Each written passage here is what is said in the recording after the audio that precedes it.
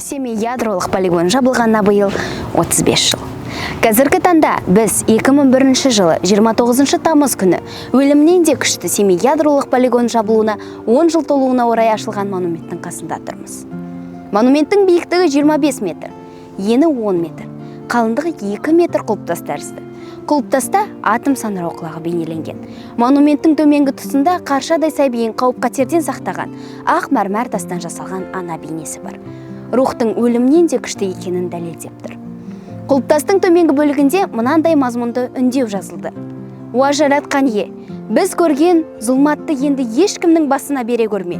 Қасиетті жер ананың қасіретті азалы үні әлі естіліп тұр. Монументтің авторы Қазақстанның еңбек сіңірген сәулеткер архитектор Шота Уәлихан.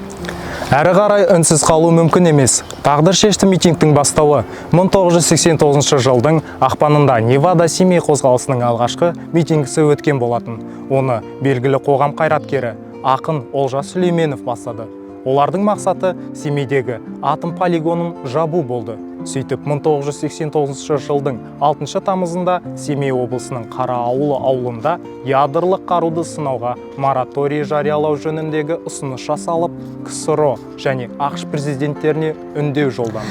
Жылдар бойы үнсіздік сақтап келген халық бір ауыздан ядролық қаруға жол жоқ, сынақтар тоқтатылсын деп көтерілді.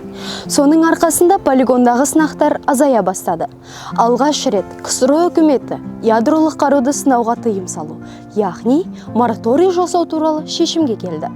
Еліміздің егемендігі туралы декларацияда Қазақстан Республикасы ядросыз аймақ деп жария етілді. 1991 жылдың 28 тамызында сол кездегі Қазақстан президенті Семей полигонын жабу туралы жарлық шығарды. Сөйтіп, 450-ден астам жарылыс жасалған әлемдегі ең ірі ядролық сынақ алаңының біріне айналған Семей полигоны бір жолы жабылып, 1992 жылдың мамыр айында полигон базасында Курчатов қаласындағы ұлттық ядролық орталық құрылған болар. Семей қаласының іргесінде орналасқан, Ертіс өзені арқылы жалғасқан осынау әдемі аралды қазақтар Түйемойнақ деп атаса, өзге ұлт өкілдері полковничий деп атайды. Сөйтіп екіге бөлініп жарылып жүрді. Бұл екі алатау да ресми бекітілмеген. Бұл аралда халықаралық маңызға ие нысандар бар. Мәселен, шетелдіктер де 29 тамыз халықаралық ядролық қаруға қарсы іс-қимыл күнінде осы жерге келіп тағзым етеді. Мұнда әлемге әйгілі өлімнен де күшті монументі бар. Екіншісі бейбітшілік стелласы. Қала ақсақалдары, ардагерлері осы орайда өзара кеңесе келе Түйемойнақ аралында бейбітшілік деген атау берілсе деген ұйғырымға келді.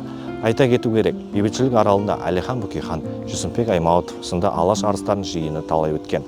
Жауырыны жерге тимеген Қажымақан өнер көрсетіп, Әміре Қашаубаев, майралар ән салған тарихи маңызды орын. Семейліктер енді бұл аралда Түйемойнақ депті, полковничий депті атамайтын болды. Бәріне ортақ бейбітшілік деп аталды.